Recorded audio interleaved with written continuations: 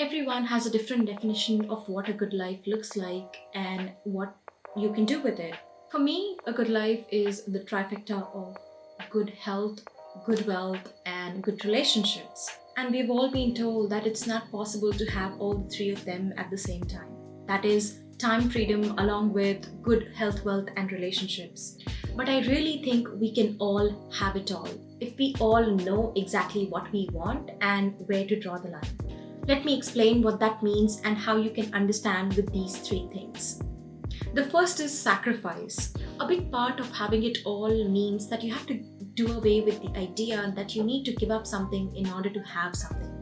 If you want to be rich, you might have to work long hours and give up a lot of time freedom and maybe even compromise on your health and relationships. But that's not necessarily true. What I think is you can definitely have it all, but you can't have it all at the same time right from the start. Do not expect to have a great relationship, a great body, and earn a crazy amount of money when you're just 22. Don't get me wrong, there are people who have it at that age. But for the majority of us, that's not the case. Whether it's your career or your relationships, you need to have one priority at a time. At the start of your career, it makes sense to focus more on wealth and acquiring the skill sets necessary to create wealth. I don't mean that you shouldn't take care of yourself or make friends as you go. You should definitely consider those things. But most of your attention might go towards career goals. And in a later phase of life, you can choose to focus on the other things. Of course, all of these three things require work all the time at all the stages of your life. You just have to pick up one where you'll focus 80% of your energy at one time. The second is fear. To create wealth and to have enough money that you don't have to worry about paying your bills or work just to make ends meet, you might have to ditch the traditional route.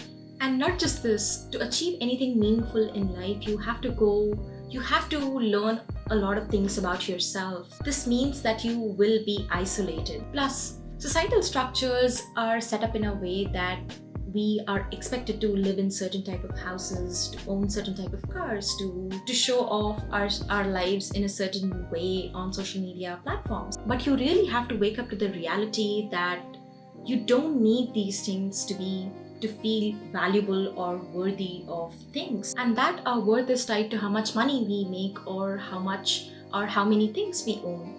And you have to wake up to the realization that that is not the case. You are inherently valuable and you don't need these things to make you feel happy, because if anything, they just add to your misery. Because one, you keep accumulating these things thinking that they're going to make you happy, but it does not. And second, it keeps you away from investing in things that really matter and help you optimize for the three things I mentioned: your health, wealth, and relationships. Buying a fancy $80,000 car isn't just that $80,000, it's also taking away money from other places where you could have invested. Plus, once you understand these societal structures, you'll realize that they are set up in a way to make you feel that you are never enough. The third is knowing when it is enough. I know a lot of celebrities who advertise for things that I'm very sure they wouldn't want their kids to have or eat or wear. And I assume that they're doing it for the money. And these are people that have enough that at least a generation after them can eat and live happily with the money that they already have accumulated. Of course, I don't want to go into the subject of ethics here, but I just wanted to tell you that sometimes the best of us forget where to draw the line and live just off of greed. I think a lot of us know how to get started and hustle, but very few of us know when to slow down and relax, even though we know both are equally important. We know we would not have great relationships if we spend more time than necessary just hustling, even when we don't need to do that.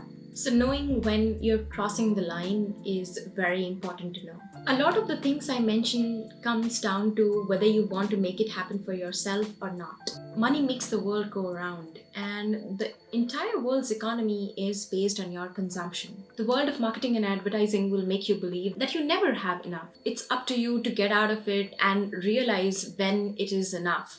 And more importantly, learn the rules of the game so that you can make it use for your own personal advantage. A lot of the things that I've mentioned come down to whether you want to make it happen for yourself or not. It really does not depend on whether you work in a 9 to 5 or you have your own thing. You really have to decide whether you want to get out of the system or live with whatever society made you believe was true when you were growing up.